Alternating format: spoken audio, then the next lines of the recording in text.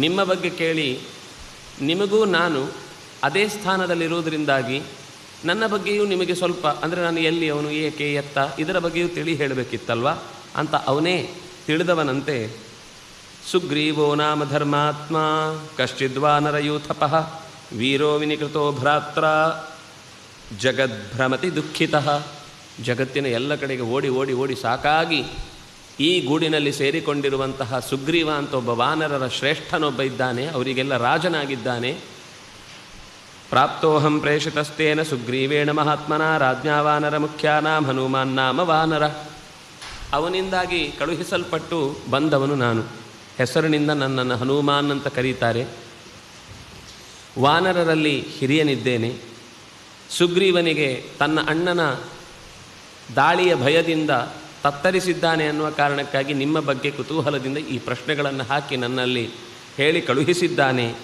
ಯುವಾಭ್ಯಾಂ ಸಹ ಧರ್ಮಾತ್ಮ ಸುಗ್ರೀವ ಸಖ್ಯಮಿಚ್ಛತಿ ತಸ್ಯ ಮಾಂ ಸಚಿವಂ ವಿತ್ತಂ ವಾನರಂ ಪವನಾತ್ಮಜಂ. ನಿಮ್ಮಿಬ್ಬರ ಜೊತೆಗೆ ಧರ್ಮಾತ್ಮನೆನಿಸಿದ ಸುಗ್ರೀವನಿಗೆ ಗೆಳೆತನದ ಆಸೆ ಉಂಟಾಗಿದೆ. ಅದರಿಂದಾಗಿ ಕಾರ್ಯರೂಪಕ್ಕೆ ಈ ಕೆಲಸವನ್ನು ಹೊಂದಿಸುವುದಕ್ಕೆ ನನ್ನನ್ನು ಕಳುಹಿಸಿಕೊಟ್ಟಿದ್ದಾನೆ.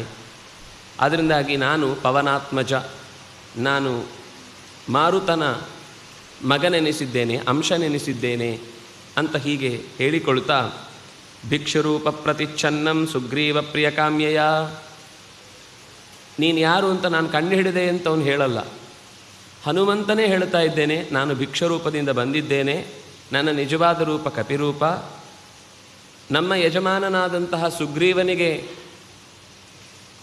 ಹಿತವಾಗಲಿ ಅನ್ನೋ ದೃಷ್ಟಿಯಿಂದ ನಾನು ಈ ವೇಷವನ್ನು ತೊಟ್ಟಿದ್ದೇನೆ.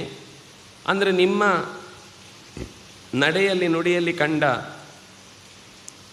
ನಂಬಿಕೆಗೆ ಅರ್ಹವಾದ ಎಲ್ಲ ಲಕ್ಷಣಗಳಿಂದಾಗಿ ನನಗೆ ನಿಮ್ಮಲ್ಲಿ ಏನು ಮುಚ್ಚಿಡಬೇಕು ಅಂತ ಅನ್ನಿಸ್ತಾ ಇಲ್ಲ ಅಂತ ಹೇಳಿ ಋಷ್ಯಮೂಕಾದಿಹ ಪ್ರಾಪ್ತಂ ಕಾಮಗಂ ಕಾಮರೂಪಿಣಂ.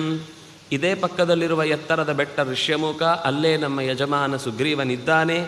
ನಾವು ಬಯಸಿದಲ್ಲಿಗೆ ಬಯಸಿದ ವೇಗದಲ್ಲಿ ಬಯಸಿದ ರೂಪವನ್ನು ತೊಟ್ಟು ಹೋಗಬಲ್ಲವರು ಅಂತ ಹೇಳಿ ತನ್ನನ್ನು ಪರಿಚಯಿಸಿಕೊಂಡು ಮೌನಕ್ಕೆ ಶರಣಾದ.